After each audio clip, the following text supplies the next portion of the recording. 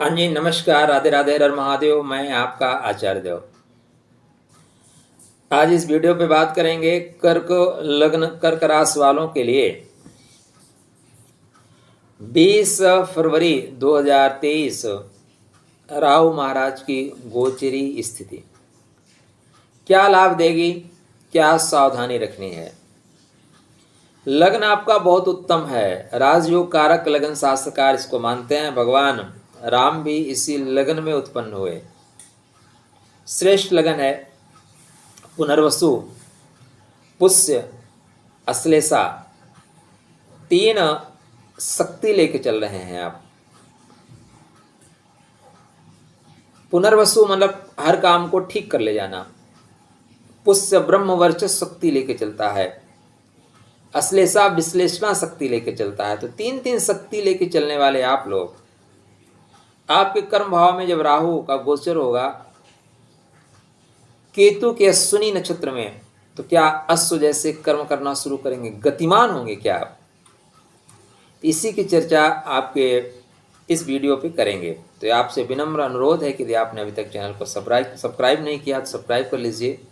ज्योतिष मंजरी नक्षत्रवाणी वह चैनल है जो ज्योतिष के मूलभूत तत्वों पे बात करता है, सिद्धांतों पे बात करता है, अर्थात नक्षत्रों पे बात करता है। नक्षत्र ज्योतिष के नेत्र हैं और ज्योतिष वेद का नेत्र है, इसलिए ज्योतिष के नेत्रों को जानना अत्यंत आवश्यक है। जो लोग नक्षत्रों की बात नहीं करते वो खुद आंख उनके पास नहीं, आपको कहाँ ले जाएंगे। तो उनका साथ दीजिए, मैं नहीं कहता, लेकिन आपका ये चैनल है तो आपकी जिम्मेदारी बनती है कि आप इसको सपोर्ट करिए। तो सब्सक्राइब करिए। वीडियो आप देखेंगे तो आपको पसंद आएगा तो आप दूसरों के लिए शेयर करिएगा। यदि आप ज्योतिष सीखना चाहते हैं तो हमारे दूसरा चैनल आचार्य देव देवोलाजी आचार्य देव पे आप आइए, सब्सक्राइब करिए। वहाँ ज्योतिष की ए से लेकर जेड तक की बातें बहुत सरल और आपके ही भाषा में बताया जाएगा। तो स्टार्ट करें मित्र। तो आपके लग्न आपकी राशि के अनुसार फिर मैं आपसे ही बताना चाहूँगा कि देखिए लग्न पे ये चीज़ें ज़्यादा इफेक्ट करेंगी, राशि पे करेंगी, लेकिन राशि पे 28% से 42% आएगा और लगन पे आपका 82% आएगा। तो लग्न के अनुसार ज़्यादा फलीभूत होगा। राशि के बनस्पत आप प्रतिदिन का आप फलादेश देख रहे हैं तो राशि पे देखिए, लेकिन बड़े ग्रहों का मूवमेंट देख रहे हैं तो लग्न पे देखिए, क्योंकि लग्न ही तो आधार है। राशि कहाँ रहती है, लगन में रहती है। राशि मतलब मन, मन कहाँ रहता है, शरीर में। शरीर नहीं है तो मन कहाँ जाएगा, इसलिए आधार को पकड़िए। तो आपका जो आधार है पुनर्वसु पुष्य श्लेषा नक्षत्र, गुरु शनि बुध तीनों की शक्ति लेके आ चलने वाले आप लोग। आपके कर्माभाव में राहु का गोचर हो रहा। 20 फरवरी को राहु महाराज अश्विनी नक्षत्र में गोचर करेंगे और ये पूरा अक्टूबर, और गणनाओं में जाएंगे तो पूरा नवंबर तक आपको यहीं पे मिलेंगे। ठीक, तो लगभग 9 माह के आसपास राहु का गोचर क्या शुभ परिणाम देगा, कहाँ रखनी होगी सावधानी। तो राहु महाराज गोचर कर रहे हैं अश्विनी नक्षत्र में। अश्विनी नक्षत्र मतलब केतु के नक्षत्र में, और केतु मंगल की तरह फल देने वाला है। कर्क लगन कर्क राशि वालों के लिए मंगल योग कारक ग्रह होते हैं, अतः यह जो गोचर होगा योगप्रद होगा, क्योंकि मंगल आपके पंचमे से, मंगल आपके कर्मे से हैं। तो केतु आपके पंचम भाव और कर्म भाव की खास तत्वों को लेकर चलने वाले हैं, ध्यान देने वाले हैं। जब आपका मालिक जिस डिपार्टमेंट में हो तो वहाँ के जो अधीनस्थ कर्मचारी होते हैं उस डिपार्टमेंट का विशेष ख्याल रखते हैं। तो मंगल महाराज आपके कर्मा के स्वामी है, मंगल आपके बुद्धि विद्या इष्ट के स्वामी है, और केतु मुक्ति की बात करता है। केतु आपके भी चतुर्थ भाव में चल रहे हैं। स्वाति नक्षत्र में पुरानी चीज़ों को डिस्कनेक्ट कर रहे हैं, काट रहे हैं, काटते छांटते आगे बढ़ रहे हैं। तो ऐसे में राहु महाराज अश्विनी नक्षत्र में चलेंगे तो गति पकड़ेंगे। पहला काम क्या होगा, गतिमान होंगे। कहाँ गति पकड़ेंगे, कर्म क्षेत्र पे गति पकड़ेंगे। आपके कोई पुराने केसेस हैं, केस नहीं कह सकते, पुराने आपके पेंडिंग बिल हैं, तो पेंडिंग बिल आपके फाइनल हो रहे हैं।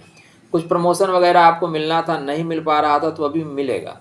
ठीक है ना, डेफिनेटली अभी मिलेगा। आपकी कोई ऑफिस में कार्य फाइल बहुत दिन से अटकी पड़ी थी, नहीं हो रही थी, तो फाइल फटाफट होगी। तो स्टार्टिंग आपके प्रमोशन से करेंगे। क्यों करेंगे, क्योंकि इनकी स्टार्टिंग जब आप नक्षत्र में जाएंगे तो देखेंगे जो नवांश अधिपति है कर्क नवांश मिलेगा। कर्क नवांश मतलब लग्न का नवांश, राशि का नवांश। तो स्टार्टिंग में आपके लिए बेहतर परिणाम देने वाले होंगे। बड़े लोगों से आपके संबंध बनेंगे। अधिकारी आपको स्नेह प्रेम देंगे, पिता का स्नेह और पिता का प्रेम प्राप्त होगा।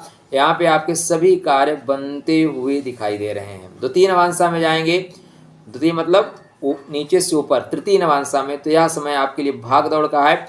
एक्स्ट्रा भाग दौड़ करनी पड़ेगी। भाग दौड़ आपको थकाने वाली हो सकती है, हो सकता है आपको लाभ ना हो, क्योंकि बुध के मिथुन नवांशा में जाएंगे और बुध का मिथुन जो नवांशा है आपके लिए व्ययात्मक है, खर्च करने वाला है, तो टीडी के लिए तैयार रहिए। इस समय आपको टीडी में जाना पड़ेगा, भाग दौड़ तो करना पड़ेगा, क्योंकि कर्मा के स्वामी भी भाग दौड़ के घर में होंगे। 13 मार्च के बाद मंगल देव आपके कर्म के स्वामी होकर व्यय के घर में है, अतः भाग दौड़ करनी पड़ेगी।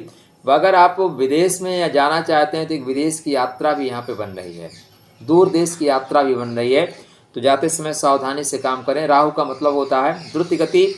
अश्विनी नक्षत्र योद्धा नक्षत्र है, लड़ना जानता है, तो आपके अंदर एनर्जी लेवल हाई होगी। अश्विनी का मतलब अश्व जैसा होता है, अश्व मतलब शक्ति का प्रतीक है, तो शक्तिमान है। क्या है? शक्तिमान है, तो शक्ति लेके चलने वाला है इस समय राहु। 3 गुना बली होकर चलेगा, तो बाहुबली होगा राहु। क्या होगा? बाहुबली।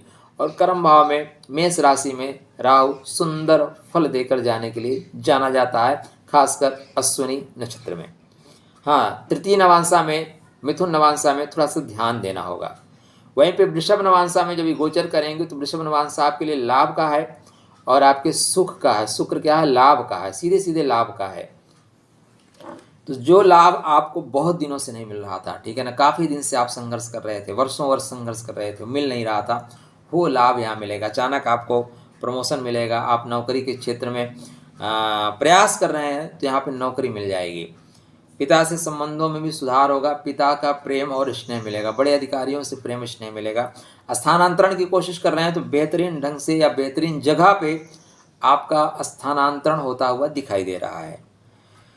वहीं पे जो हम प्रथम चरण में आएंगे, प्रथम नवांशा मतलब मेष नवांशा में आएंगे, ये सितंबर, अक्टूबर, नवंबर, ठीक। तो यहाँ पे आपके सबसे बेहतर परिणाम आपको राहु के गोचर का यहीं पे मिलने वाला है।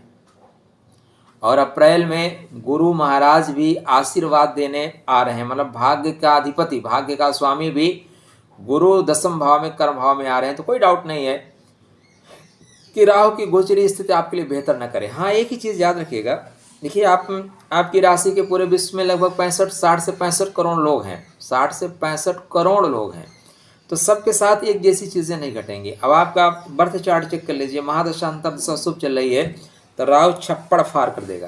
क्या देगा? छप्पड़ फाड़ कर देगा। अगर दशा सही नहीं चल रही है तो फिर आपको मिलने में कमी आएगी। आपके मंगल शुभ हैं, गुरु आपके अच्छे हैं, तो ये जो गोचरी स्थिति है ना, माला माल कर देगी। और नहीं है तो फिर बहुत कम लाभ मिलेगा। बारिश हो रही है ना, आपके पास पात्र है तो पानी बहुत बचा लोगे, पात्र नहीं है तो कुछ देर के लिए प्यास बुझ सकती है, बस ऐसे ही समझें। तो आपके बर्थ चार्ट में ग्रहों की क्या स्थिति है इसको स्वतः देखिए। नहीं देखना आता, दिए हुए नंबरों पर संपर्क करिए, हम और हमारी टीम आपके लिए काम कर रही है। आपको उचित सलाह दिया जाएगा जिससे बेहतर परिणाम मिलने वाला होगा। तो राहु आपके लिए सुंदर फल दे रहे हैं। राहु गतिमान है, तो गति के साथ साथ अपने हेल्थ का भी ध्यान रखिएगा, अपने हेल्थ का भी ध्यान रखिएगा।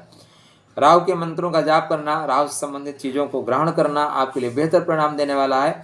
तो राहु की गति का लाभ उठाइए। अश्व जैसी शक्ति आपके अंदर आ रही है। राहु हो रहे हैं बाहुबली। अब ऐसे में देखिए, मंगल महाराज की तृतीय दृष्टि राहु के ऊपर होगी और मंगल का शनि महाराज की तृतीय दृष्टि आपके राहु पे होगी।